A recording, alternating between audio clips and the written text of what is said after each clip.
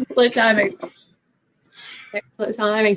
Good morning, everyone. Sorry, we're a couple of minutes behind schedule, just a few technical difficulties. It might be better if you can actually hear what we're saying. So we've got 30 people with us to kick off, which is fantastic. Thank you all for joining us today to talk about a little bit more about the government handouts for COVID, how that's going to affect your business and the industry in a whole. We have the fantastic CEO of Easy Weddings, Matt Butterworth, with us today. G'day, everyone. And very trusted business advisor, Jason. Morning, thank you. So for those who've not seen or heard me before, I'm very fresh to Easy Weddings. I'll be looking after the wedding, the resources for suppliers from now on. So a big part in the webinars. Hopefully we'll get to do some events one day and meet each other in person. And you'll be hearing from me all over the social media and email. So I really look forward to working with you all. It's very exciting. Yeah, we're very happy to have Amy with us at Easy Weddings. So Amy's taking over from Elise that you've all got to know over the last couple of years. Amy's background, just if you don't mind me talking about that just quickly, is she has run a whole bunch of marketing for the WWE, the Wrestling Federation, which is pretty cool. Also Sony Pictures, big marketing role with Sony Pictures, and recently comes from Fed Square in Melbourne, so has a bit of event context as well. But yeah, really good pedigree there in terms of events that you run. So really happy to have you on Easy Weddings, and yeah, cool. I'm super excited to be here, and what a bloody lovely industry to be in. So let's get on to the main course. I'm going to hand over first to Jason to give us a little bit of information about his amazing experience and a quick overview of how he's seeing, the industry and the market, and a little bit more about the government handout for this week. Cool, thank you very much, Amy. So a bit of background about me, why I'm here. So personally, born in country Victoria, moved to Melbourne in the recession of 89 and 90, which is starting to show my age. So this is not our first rodeo as far as business pressures go, I suppose. I've been a business advisor for the last 20 odd years. I specialise in small business growth. So we're a very high touch firm. So that's how we operate. We were based in Mulgrave up until March. So COVID-19 has accelerated us to head remote. So we now operate our business remotely, which is actually turning out really awesome. I've got a little factory down in Seaford, which is where I am now. So the background is not as bright and shiny as it used to be, but it tends to work quite well. And yeah, so the way we operate now is I visit clients on site, and we're using obviously a lot of Zoom at the moment, which is affecting my social life a little bit, but we'll get there. Did you want me to head straight into the JobKeeper changes, Amy, or? Yes, straight into my background. I was like, yeah, if you could kick off and give us a bit of an overview about what the announcement this week about the extension of the JobKeeper and Job Seeker and what that means. Okay, so I'll just quickly do a screen share and bring up, I've got a summary document, so you don't have to look at me, you can look at this instead. Okay, can everyone see that now? Should have been JobKeeper 2.0 explained. Yep. Okay, so I've prepared this document just as a summary of the changes that came through on Tuesday. As a general overview, I thought the changes made sense, and they're actually going to be quite good for the economy as a whole. The documents themselves from Treasury, which I'm pretty sure Amy might have shot out. If she hasn't, she will. If you can't sleep at night, it's fantastic to put on your bedside table. So what I've done here, I've just done like a highlights reel to start with. I'll dig deep into a bit more detail as we go through, but the highlights reel for the changes. So the good part is that JobKeeper is going to remain unchanged from current until the end of September.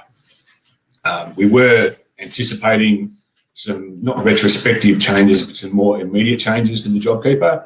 It's actually relieving to see that they've kept it the status quo, which is fantastic. And the other good news is they're going to extend it, of course, from the end of September through to March, which is going to be fantastic. So JobKeeper 2.0, as we're calling it, will run for the following 2 quarters until March 2021. but there's going to be different criteria. So I'll go through those different criteria shortly and go through the details of it. But it's basically going to make it more difficult to qualify for the people that businesses don't really need the further support, which is great because there's businesses at the moment that are doing quite well, but they're still eligible for JobKeeper. They'll also be reducing fortnightly rates for full-time staff. So they're going to sort of, instead of having this fall off a cliff in September, they've extended it, but they're going to drop down the rates as we go through so that people get a bit more of a soft landing, still get some support, but just not to the depth that we've been getting lately. They've also brought in a new fortnightly rate for part-time staff. So part-time staff are 20 hours per week or below. Interestingly, they've made that to be evaluated for the month of February. Not quite sure why, but that's sort of how they've decided to base it on, which is fine. So depending on what your staff were working in the month before the eligibility is whether they're going to be a part-time eligible or full-time eligible person. So there'll be a little bit of calculations to keep going through, but we have got time to get ready for this stuff. The qualification for September, the business will actually need a drop in GST turnover for both the June and September quarters. So at the moment, if you qualified in March or April or May or whenever you applied, you actually are in JobKeeper and you stay in JobKeeper, you don't get kicked out. So any of you guys that are getting JobKeeper now, we're all good until the end of September. Once the end of September comes, you're going to have to start requalifying. And the requalification is going to be based on actual drop in GST turnover of greater than 30%, measured on a quarterly basis. To qualify after the December one, you're actually going to have a drop of 30% in June, September, and December quarters. So all 3 quarters will have to have a 30% drop in order to remain eligible to get JobKeeper. So that's your first hurdle before you even look at the rates. Employee eligibility hasn't changed.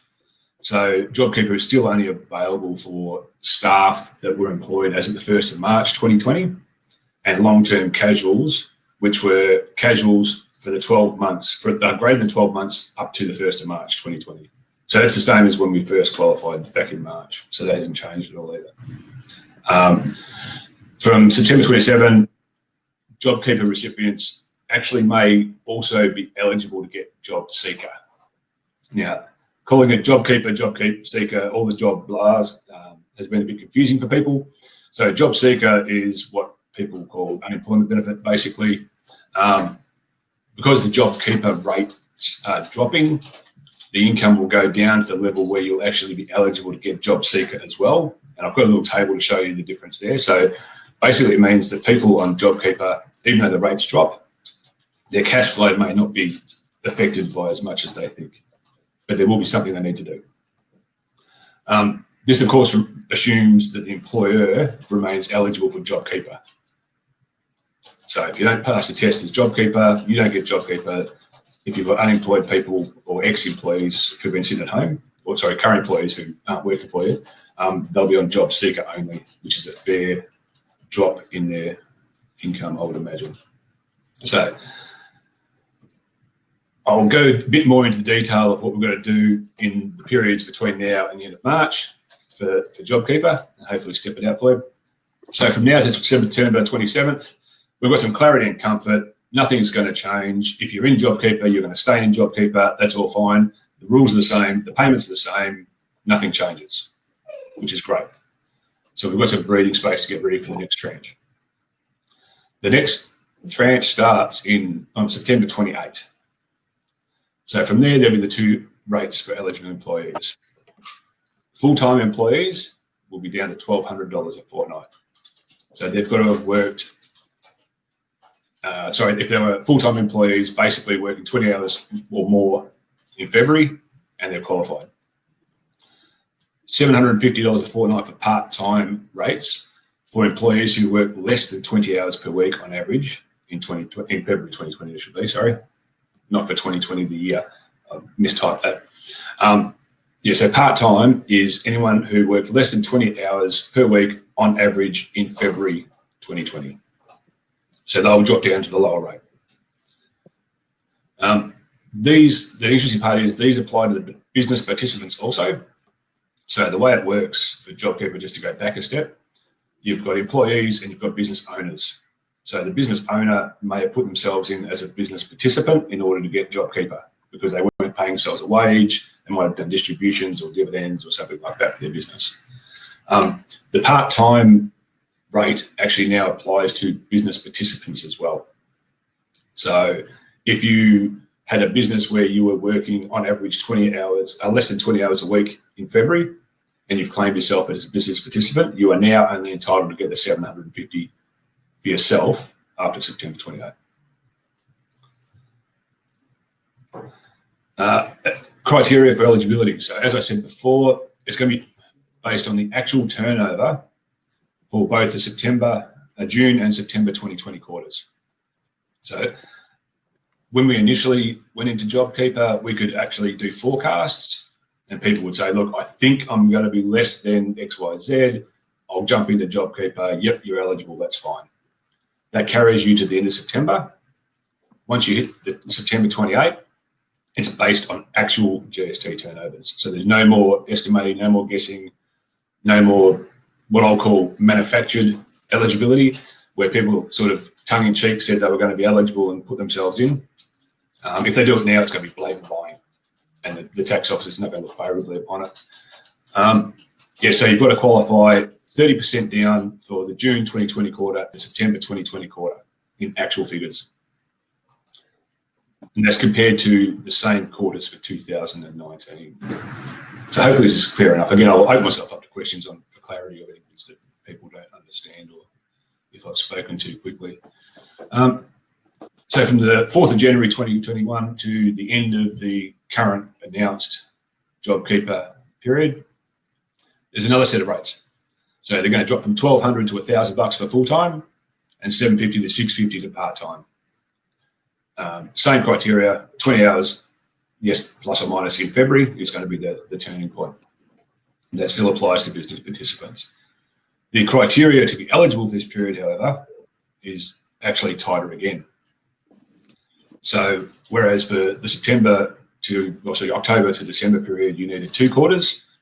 If you want to get it from January through to March, you'll need to be eligible on all 3 quarters from June, September, and December. So basically, if you're not 30% down in any of those 1 quarters, you're out. Again, it seems tighter, or it is tighter, but from my personal point of view, I think it's probably a fair criteria that if your business isn't down 30% for those periods, then you're probably going okay, or you should be going better than not needing that allowance.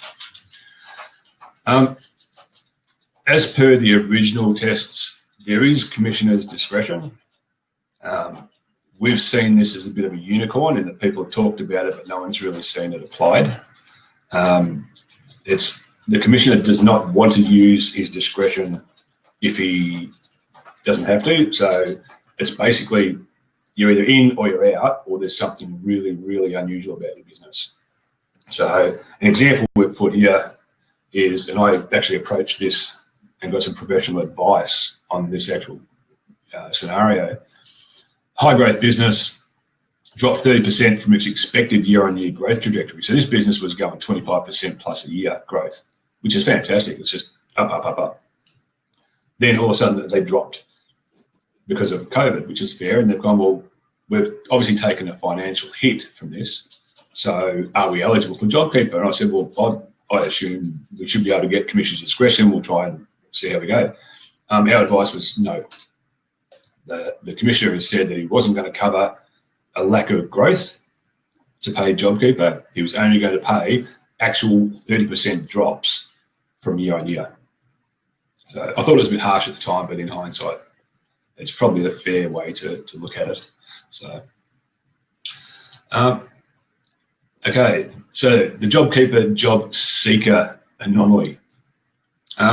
So up until this stage, if you were getting JobKeeper, you couldn't get job seeker because your JobKeeper is $1,500 a fortnight. That's fine.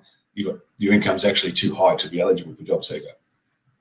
What we've got now, I think that graph's come through a bit crappy.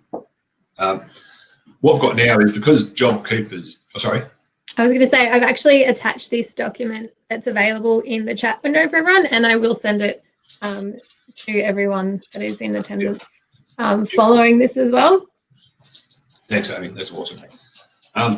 So basically what you've got now is the JobKeeper's dropped to the stage, or will drop in September 28th, will drop to the stage where you're actually going to be eligible for unemployment benefits or job seeker as well. So you'll be seen as a low income earner. Which is great because, and again, it's hard to read, but what it actually means is for a part-timer, even though your 1,500 is going to drop to 750, if you apply for a job seeker, your gross drop in cash flow is only going to be about $196, not the $750 per fortnight. So it's not as bad. It's still obviously a drop, and at that level, it's a fair amount of money. But what they found was, and I'm sure you guys have heard or read about the same thing, is where you got the young bloke who's been working at McDonald's for 4 hours a fortnight. All of a sudden, he's on JobKeeper, he's getting the $750 a week, and he's thinking how good's life. They're trying to soften that end of the scale more so than to be a disincentive for others. The full-time one is actually quite interesting. So if you're a full-timer on JobKeeper and you go, well, hang on, they're going to take $300 off me, this is a bit nasty. If you apply for job seeker at the same time, you get $284 of that back through a different mechanism, which means that your net effect there is only $16. So, and again, it's $16 in the scheme of things. At that level, is probably not insignificant money, but it's not sort of as big a stress as what was first anticipated, which is fantastic. Yep. What does the means testing mean to that? Is that applied to this? Yeah, I'll come to that in a sec. Sorry for interrupting. No, jump in, that's fine. So I haven't got the asset tests on this because it's been our scope of what I do. And I'll go to that, but they are bringing back in asset testing, and they're also bringing back in the cash balance testing. What we do with clients for Centrelink, because Centrelink's a very unusual beast to deal with, apart from the fact that you've got to sit on the phone for about 7 hours to try and talk to them. The intricacies of the way they calculate things are quite involved, almost four-dimensional. So what we do is, what they do have, is they have dedicated officers who can help people through the process, though. So we suggest to people, if you're going to deal with Centrelink, get in there as quick as you can, get yourself a case officer, and they can actually help weed you through the parts, and they're really, really helpful. They used to be trying to stop people from getting Centrelink. What we've found over the last couple of years is they're actually now trying to help people to get the benefit, which is a great turnaround. And it saves us because it was very much a time-consuming process for our office to try and handle these Centrelink issues. So the numbers there, the other thing you get with that is you also have access to things like healthcare cards, rent assistance, and other benefits tied to the job seeker stuff. So your net result might end up almost better off because you get discounted gas bills over winter and all this sort of stuff. So it's not as, the cut's not as bad as it sounds, is where I was trying to head with that. But yeah, the asset test and the cash test, I know if you've got $5,000 in the bank, you've got to wait a week before you get job seeker or something like that.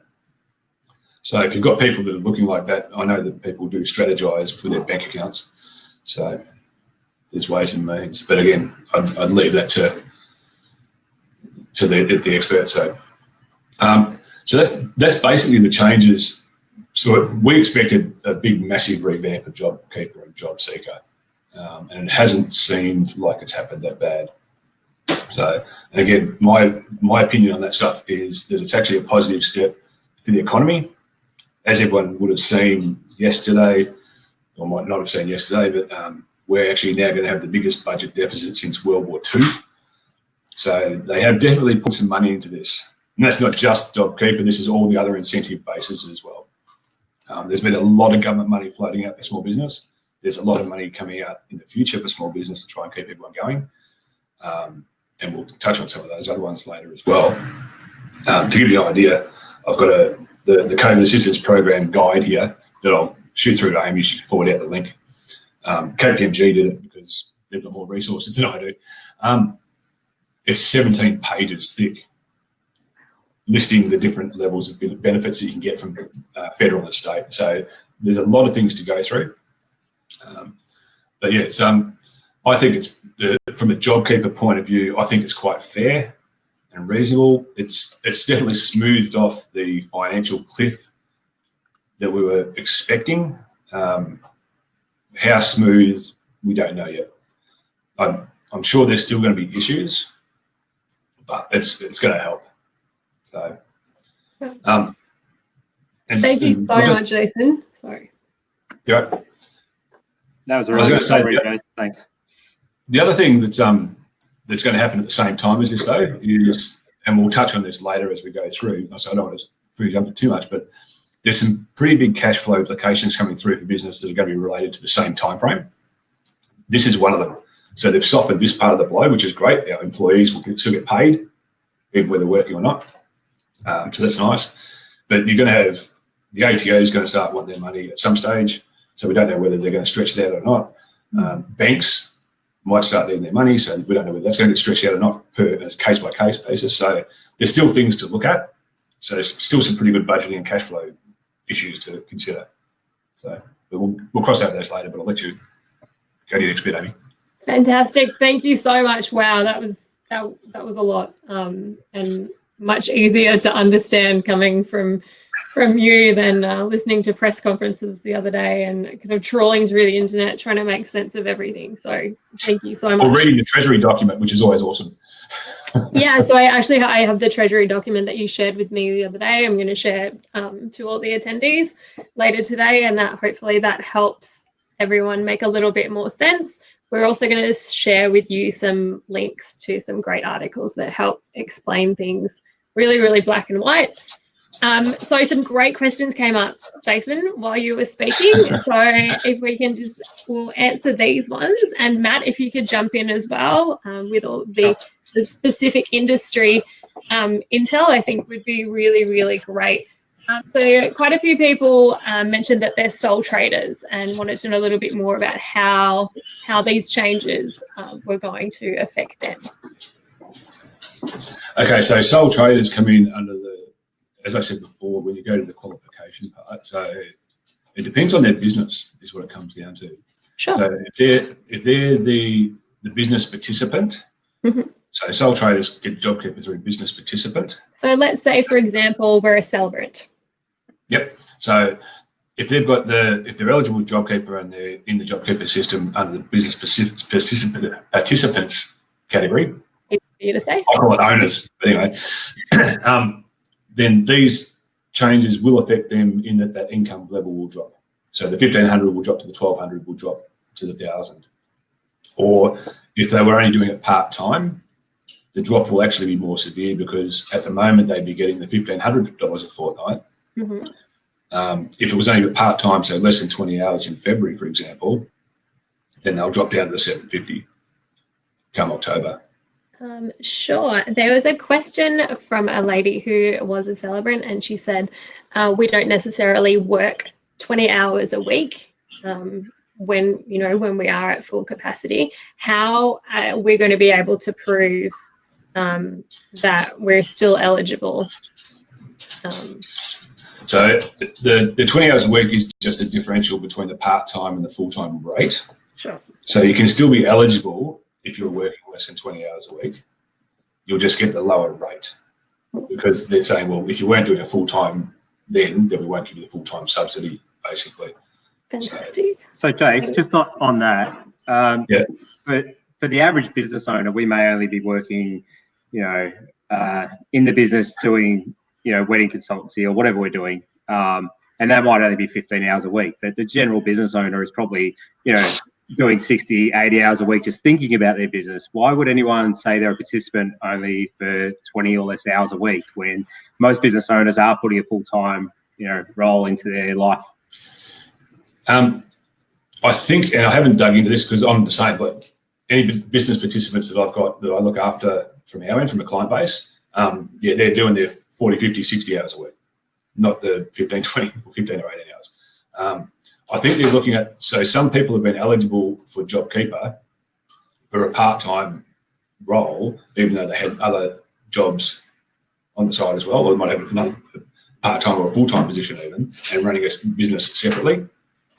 So they've still lost their income. They still get the JobKeeper under the business participant.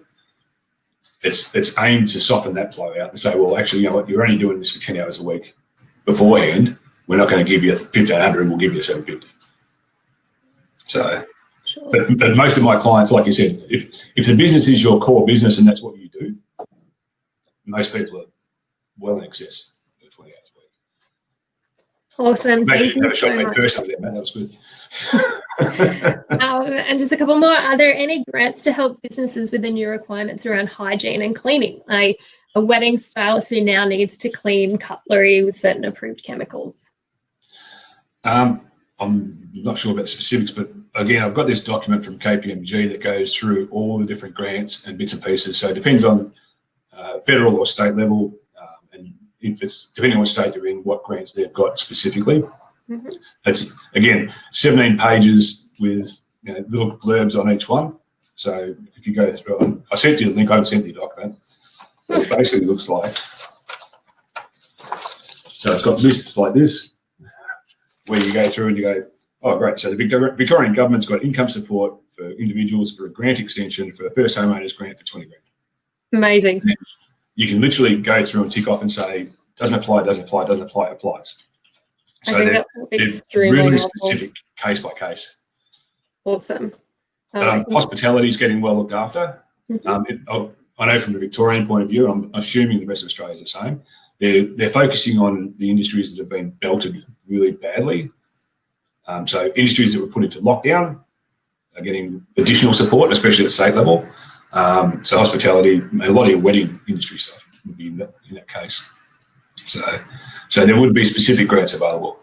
Excellent. I think we had some questions that were sent to us prior to the webinar that we're going to get to in a little bit. And I think we touch on that a little bit with one of those questions. And then finally, we have from Julia Vardy. She says that some of the Victorian businesses who have not had much income over the last winter period. So comparing to last year's June, some of us might not be able to prove the minus 30 down percent, easy for me to say, minus 30% downturn on income. That maybe hasn't had any weddings and functions booked last year, but finally for this year had some bookings. Now they're trying to create some more small functions to gain some sort of income, mostly because the weddings have all been postponed. Yeah. And all of their staff are getting JobKeeper. So do you have any plans for scenarios like that, or any recommendations for, in addition to the JobKeeper, what they might be able to access in terms of funding? The answer is at this stage we don't know, because the rulings just come through for the JobKeeper, so we weren't able to plan the next step until we do. We're starting to get around that now.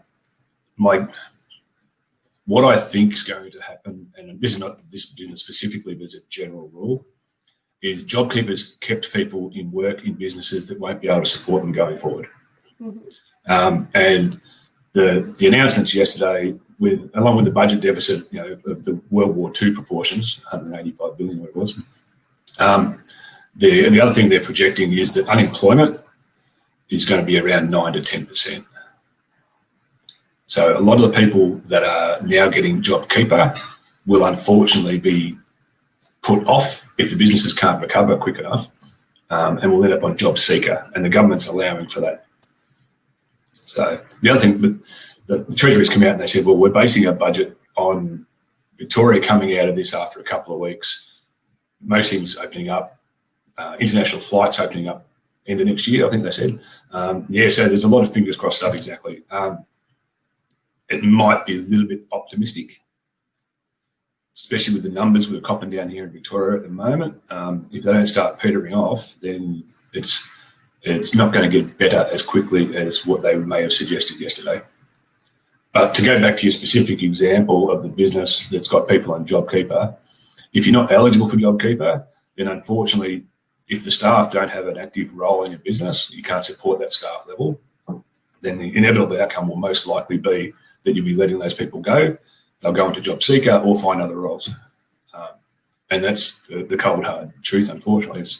It's not going to be nice for anybody through this process. And there's no easy sugar-coated sort of solutions for everything, unfortunately. So Chase, I know you're not sort of in the legal field so much, but in those situations, would you be sort of better off to stand those employees down until which time weddings come back, or simply, remove them from the business? But that could come with some pretty hefty redundancies and things like that. And that comes down to the actual specifics, I reckon, mate, to be honest.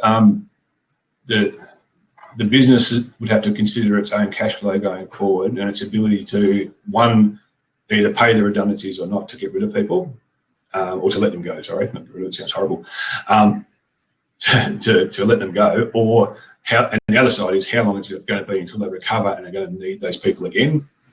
And you sort of weigh that up as a cost benefit sort of equation, unfortunately. So, and JobKeeper's kept them on.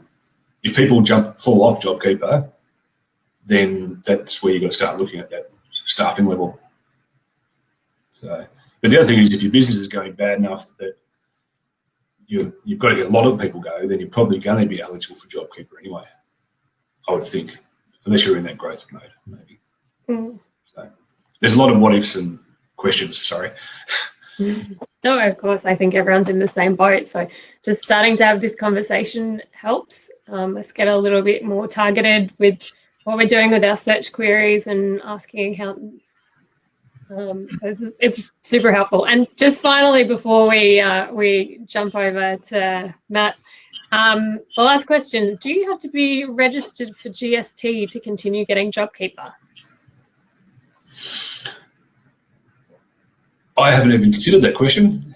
It's a good question, because I actually thought... Awesome question, thank you. Because to be not registered for GST, you'd have to be turning over less than 75,000, and I'm not sure how many employees you have. And if your income's dropped to 50, you might have a part-timer or two, and you might get JobKeeper. So I don't think GST registration is a stipulation for JobKeeper registration. But in my scope, I suppose, I haven't seen it yet. Is probably the easiest way to describe that. So I'd take the question on notice, but I don't think it's a stipulation for it. So it's possible, but I would imagine unlikely, maybe. Awesome. Fantastic question. So great. Thank you so much, Jason. That was really, really helpful. And now we'll move over to Matt Butterworth, CEO of Easy Weddings, to give his quick overview of how he's feeling about everything, where you see the industry going. How are you feeling, Matt? There's certainly a lot of uncertainty. That's the big thing that we're hearing from all the suppliers, just the uncertainty, and we don't know when we can get back to business as usual. In all our conversations with clients, I think there was, we've probably got around about 30,000 businesses in the wedding industry that concentrate on weddings as their sort of core business. We found about half of those were getting JobKeeper. The other half we're finding aren't getting JobKeeper simply because they've got part-time or full-time positions off to the side of their wedding business. So we think, it's absolutely crucial that JobKeeper came in. There was a lot of panic in the industry from sort of that about the 16th of March through to about the 10th of April, I think. There was a whole bunch of panic. There was a lot of conversations that the whole team at Easy Weddings were having with clients where, these businesses thought they were going to have to close up shop fairly much permanently. But then JobKeeper came in, and I feel like it really saved the industry. I guess the problem for us is that as an industry, we can't sort of open on a dime like many other industries, like, restaurants, for instance. If the government gives a go-ahead for restaurants to open, within 3 days they can be open. They can order the food, they can reinstate their staff, their part-time casuals, and get them back in. For us, we really sort of need that 3-month runway in the industry. So brides still need to send out invitations. They still have the last few things to organise, even if they've got everything booked in. So we need the 3-month runway.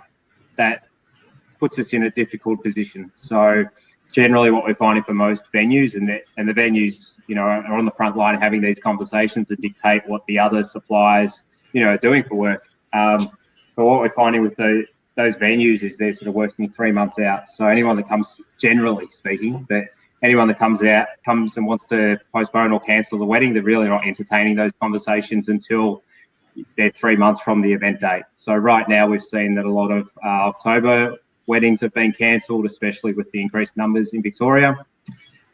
Next week we'll probably move on to seeing, a whole bunch of November cancellations. So really what it's all about is, once we get past November, December and January are traditionally quite quiet months, and then it starts picking up in February as well. So really, I think unfortunately we've missed out for most of this year for the usual wedding trade. We'll probably do 30 to 40,000 weddings in Australia this year.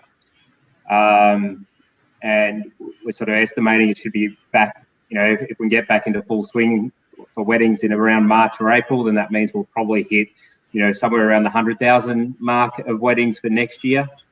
But 2022 is probably where it's at for most of us in the big recovery stage in the wedding industry. So we say the wedding industry is a $4 billion industry.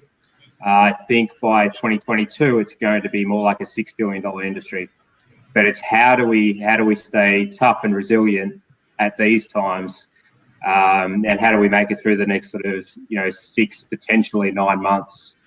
And that's where JobKeeper comes in really handy for our industry. I think the government can definitely do more for the wedding industry itself, though. Like, we are a little bit unique, and we fall through the cracks sometimes between sort of tourism, events, hospitality. But we're not seeing a 30% drop in revenue. We're seeing 80, 90% drops in revenue, unless businesses have pivoted. And really, there's a little bit of pivoting going on, but not a huge amount, because you might have 8,000 photographers. They can't all of a sudden all go and do real estate photography, for instance. So that's certainly some of the challenges. So I think for us at Easy Weddings, and with the help of our clients across the country, it's just as much advocacy as possible to the government to make our unique case. It is encouraging, though, to see some of the states starting to pick up, so especially Queensland and WA. New South Wales to some degree, but they have their own risks and challenges, sort of appearing like they're a couple of weeks behind Victoria in terms of number of cases. Let's hope not. But yeah, we're really hoping that Queensland and WA can at least sort of get back to some sort of normality over the sort of September, October, November wedding season. Absolutely. Thanks so much, Matt. That's great. We're Easy Weddings, we're trying to do as much advocacy work for all the suppliers in the industry. And hopefully these webinars really kind of help, and we're going to start doing a lot more PR and using all the great information that we have on the wedding industry and all the suppliers. So let's get to some of the questions that were asked prior to the webinar, just for everyone's reference, in case you missed the email. Going forward with these webinars, it would be really great if you're able to send us in any questions on the topic prior to the webinar, so we can prep and we can make sure that we're answering all the things that are really, really important to you. I mean, I can guess what a lot of those are, but I'm not actually in your shoes. So it would be really fantastic that once you register for the email, if you could respond with any questions you have on that topic. If you're a part of our Facebook group, the Wedding Industry Social Club, that's always a really good place to start conversations if you do have questions. And if the rest of the supplier network can't answer, we can definitely look into it for you. And if there's enough questions about it, then we'll give you an entire webinar on it with a couple of great experts. So a couple of the questions mostly have been answered, which has been fantastic so far. One of the questions we have was, in the interim between now and when weddings kick off full steam again, what can the average wedding business do to adapt and stay alive? Do you have any suggestions about how staff can be redeployed, like any cool things that businesses are doing that are quite innovative, just to help them get through this kind of rough period until the good times are back on? James, do you want to have a go first? Yeah. No worries. So I would treat wedding businesses as the same as I would treat the rest of my clients, to be honest. I'll go back a step. my view on business is that it's 95% running a business and it's 5% specifically what you do. So whether you're a cake decorator or you build steel frame houses, a business is still a business is a business. And the way to build resilience for your business through turmoil is being aware and being active in managing your business. The tools that I see that are best for small business to help do those are budgets and cash flows. Budget and a cash flow by themselves as two pieces of paper sitting on your desk are useless. The process of doing budgets and cash flows are unbelievable. It brings you to a level of awareness of what you've got and what you need to go forward with and being ready for any trip over points. So we've got these changes coming in the end of September with JobKeeper, for example. It's going to change people's cash flows, no doubt. But the business is going to receive less to give to the employees. So you need a budget and cash flow forecast to be able to plan, okay, what does it look like? How far black or red is my bank balance going to be? What sales do I need to start promoting? How do I need to do, what can I possibly do to make that lump less? What generally happens more often than not, unfortunately, is that business people will go, woe is me, it's the end of the world and I'm going to die. So I won't bother doing a cash flow forecast, I'll just put my head in the sand. I've never seen that being more productive. Doing a cash flow forecast and doing budgeting are probably the two strongest things that people are doing at the moment in order to be prepared to go forward. And what that does too is it allows you to actually look at some of these benefits. So, COVID-19 bank loans and things like this, you can actually go, oh, I'm going to need some money for a short term, but by February I'll be okay. I'll go to the bank and they might lend some money or whatever you need, whatever happens to be. That was those things in place. An excellent segue into the topic for next week's webinar, which we'll talk about a little bit later. Yeah, of course. But next week we have tax agent of the year 2020 for Australia, and their founder director, Katie Bryan, is going to talk to you about budget and planning. So that will be really, really helpful. That's fantastic, Jason. And Matt, what are some specific things that you've seen happen? So firstly, I'll definitely back up Jason's comment around budget creation. It's such a useful tool. Outside of the venues in the industry, I see most of it, well, pretty much every venue is doing those budgets. But last time I did a survey on this, I found that only 11% of other suppliers in other categories are actually doing budgets for their business. So there's a big gap there. And I think budget's not about, just managing cash and managing expenses. I think it's more about the innovation of different revenue streams that you might be able to create in your business. So sitting down with a partner and sort of working that through and coming up with your ideas then, and feel free to have a drink while you're doing it, get super creative. And it's like, where could I possibly be? So I really love that exercise of doing a budget.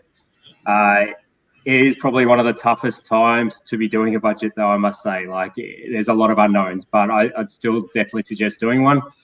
So please take Jason's advice on that. In terms of what businesses are doing to sort of, get through it, I think number one is pivoting if you can.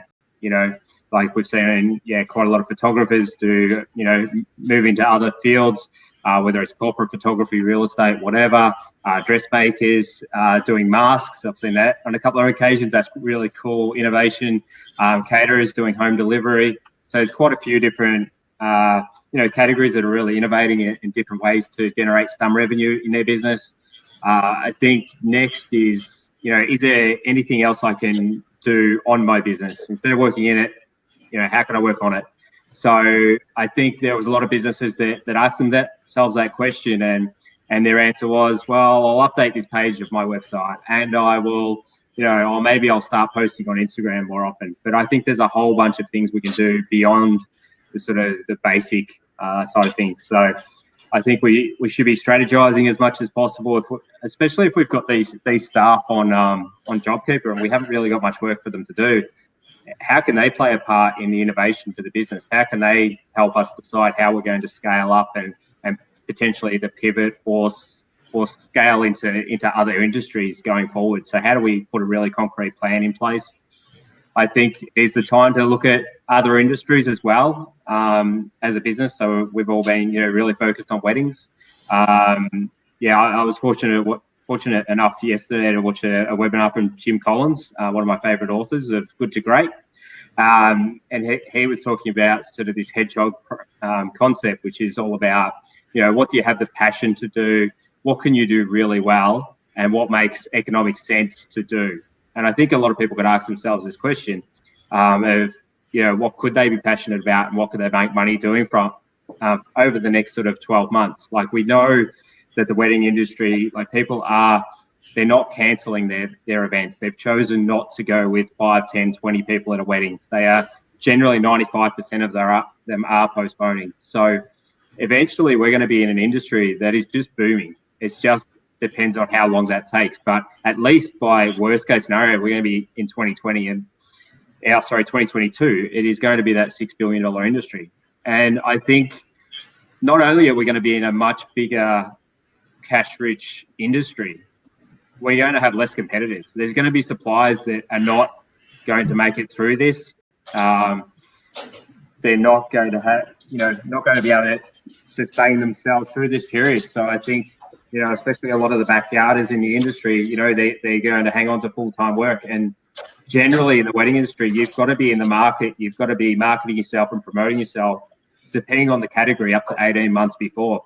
Now, these suppliers that are sort of dropping out of the industry, they're not going to be, in the couple's vision. They're not going to be an option. So when we get to 2022 and we have this $6 billion, instead of it being 30,000 businesses, it might only be 15,000 businesses that we need to compete against. So it's just about making it through these tough times. Like, if you were doing 100K as a business in 2019, I wouldn't be surprised if there's ways that you can be a 300, 400K business in 22, 23, because less competition, more revenue across the whole industry. So it's going to be really interesting. Yeah, I hope a lot of businesses make it through the other side of this and have confidence in, how great their business and products are. A lot of these businesses have put 10 years of hard work into their business. It would be a real shame to sort of let that go. Yeah, and I can just add in with a little bit of marketing insight. Now is an amazing time to check out who your competitors are and what you can do to match them, what you can do to be a little bit different from them. Spend all your time researching them, follow them on all the socials, read their EDMs, their websites, download their brochures, really get stuck into it and see who you're up against. And then slowly just work out some little bits and pieces about how you can make yourself more present, because people are sitting in front of their computers and their phones day and night. This is the time to get your digital profile really up to scratch and in people's faces, so that when it's time to start choosing, that you're up there in the top of their consideration set. Yeah, I think the businesses that can learn through this process are going to be the ones that will come out the other side. So, yeah, good, like I said, a good time to learn about marketing, a good time to learn about budgeting. It's a good time to learn about what your competitors are doing, other industries, segues, pivots, whatever. Just be really inquisitive and ask questions and spread your base to sort of get ideas from other people. So I'll tell you what, there is so many free online digital marketing courses and webinars and short videos to watch on YouTube. There is just so much free content to really get good at your marketing and comms and communication, and even graphic design if you want to make things look a bit prettier. It's all out there and it's more accessible than it's ever been before. So let's get back onto the tough stuff. We've had a question sent in that said, can I still ask my landlord for rental reductions? Jason's probably a good one for you. Yes is the answer. But rental reductions aren't the sort of panacea that people think they are sometimes either. So there's a couple of angles to rent reduction. So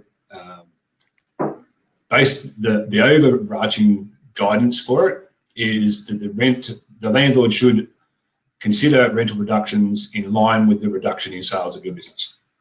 So if your business has dropped 50%, they should be looking at reducing your rent by 50%. There's two ways they can do that.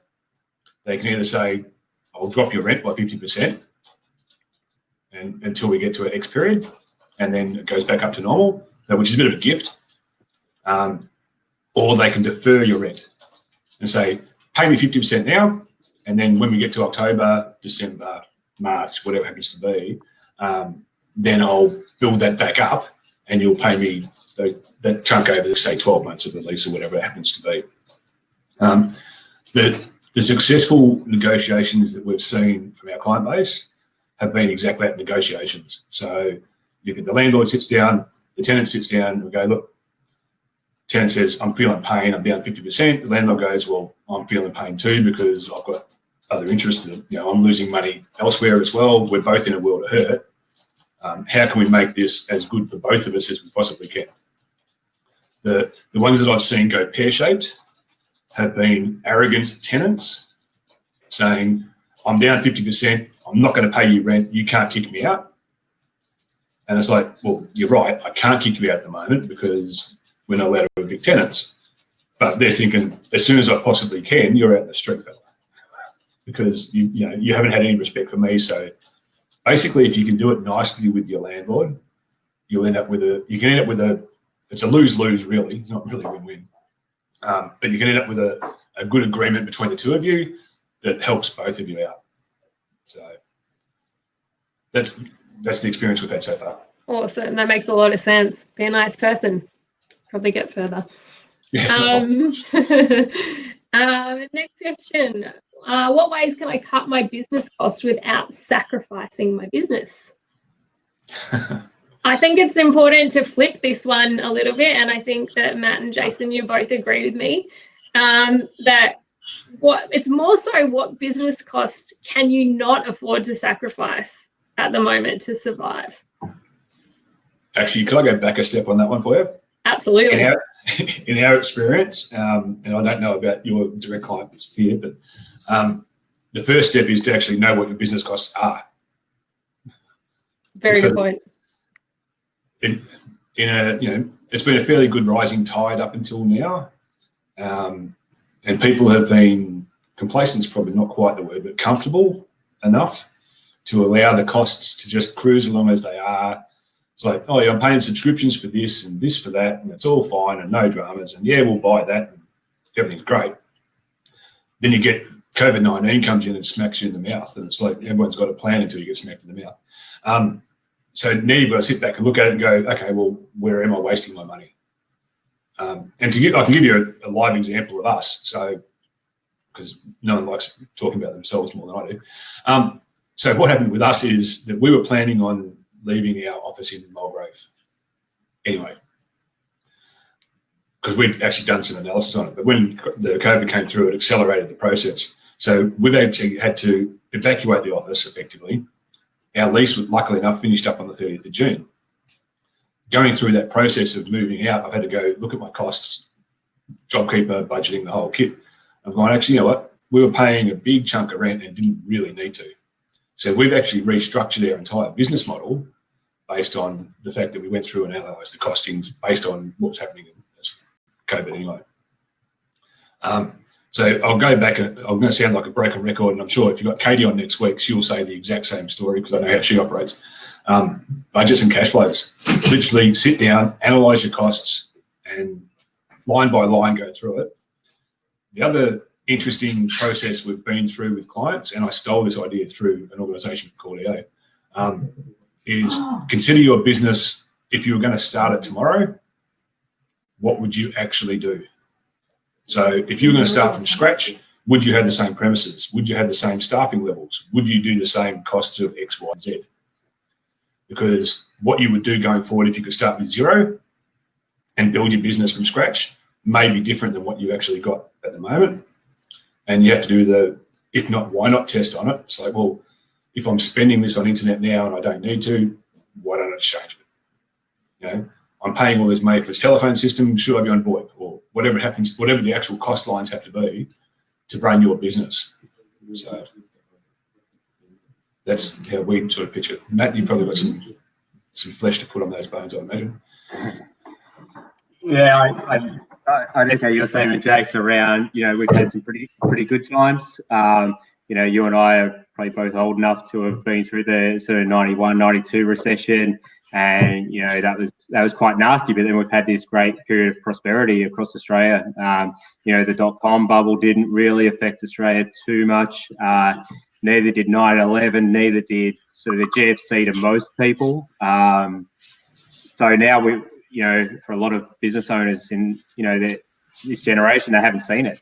So I think, first steps, which most businesses took in March and April, was really go through line by line, what all their expenses were. I know we did that in Easy Weddings, and, the amount of subscriptions I had no idea we were running with was unbelievable. So it was basically going through every single line of expense and just crossing out what we wanted instead of actually what we needed. So if we didn't need it, it was out.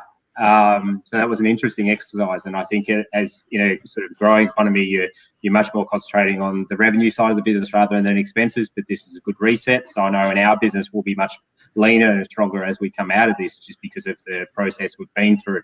I think for most wedding businesses, they've done that exercise of going through line by line. From my conversations with them, I'd say from this point, it's about trying to get deposits in for weddings and giving those brides some more flexibility around postponements and those sort of conditions in the contracts. I think anything else you end up cutting from here is really a save now and pay later scenario. So if you were to just like on the marketing side, if you were to cut expenses there, you're not going to be part of that big boom in late 21 and 22. So I think if you have to save now, then you don't have a choice. You have to save now. But if possible, I would keep the things that keep the lights on. Especially about attracting new clients. I think you're going to be basically paying later and not going to be one of those boom businesses. I think also, we really are dependent on that stimulus. So as I said before, I think the advocating across the industry is going to have to step it up a notch. I don't believe that the $1,000 for the quarter from January to March is really enough for these great business owners throughout the wedding industry. So hopefully some advocate will do that for us. I'd like to congratulate the whole wedding industry on being so tough during these times. As I said before, we're not down 30%, we're down like 90% in the wedding industry. So we are a resilient bunch in this industry. We are the type of people that will, stay at a wedding until midnight to make sure everything goes well. We work harder than, quite a lot of other industries, generally for more the passion side of things than the dollars it results in our own pockets. So I think the wedding industry has shown some really huge resilience during this period. I don't know when weddings are going to go ahead, but as soon as the government puts the green light on, there is going to be a flurry of activity, and we need to be in a position to capitalise on that. Absolutely. Well, we're just about to wrap up to our full hour. So thank you so much, Matt and Jason, for joining. And is my audio not on? Someone just said I couldn't hear. No, we can hear. Someone just said I can't hear. I'm like, oh God, me again. It's been amazing. I know that I have learned so much, preparing for this, and particularly listening to Jason, who I think might have dropped off at the worst time. It always happens, technology, right? It's been fantastic, and thank you so much to so many people who have joined us. Your questions have been fantastic. Just a few little housekeeping notes. I will be sending you all the resources mentioned in this webinar, the document from KPMG that Jason has referred to a couple of times, and also the JobKeeper fact sheets that he showed, and I had it in the chat window of the webinar, but it might be a little bit tricky to find for some people. Also, at the end of this session, you'll be given a little survey that will come through automatically. I would really, really love for you to do it. just so I can make sure that we are bringing you the most relevant content every week. I don't want to do this just for the sake of it. I want it to be relevant. I want it to help you. And if you have any questions or conversations that you want to start between now and next time we speak, next Friday, for our webinar on budgeting and planning for 2021 and 22, please join us on our Facebook Wedding Industry social group. There's a few questions that you have to answer to become a member. If you're not, we can work something out. I'll be in touch. But that's a really great place with a couple of thousands of others in the same position in the industry that you're in right now. So it's a really, really good community to leverage when things are a bit rough or you're not sure about what to do. That's a great place to start.